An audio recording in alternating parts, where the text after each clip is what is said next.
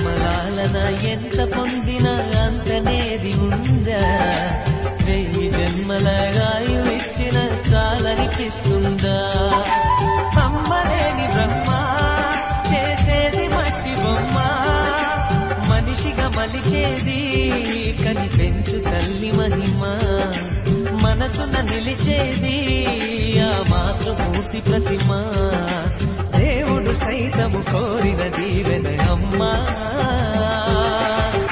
పాడే ఈ పాట పేరు సాగే, నా పాట పేరు ఆగే, ప్రతి చోటు పేరు అమ్మా. ఎదలో నాదాల పేరు కదిలే పాదాల పేరు, ఎదిగిన ఇన్నేళ్ల పేరు అమ్మా.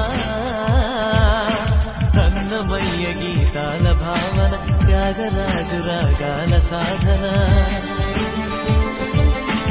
ఎన్ని పేర్ల దేవుణ్ణి కొలిచిన తల్లి వేరుల వాటి చాటున ఉన్నది ఒక్కటి కమ్మని పేరు.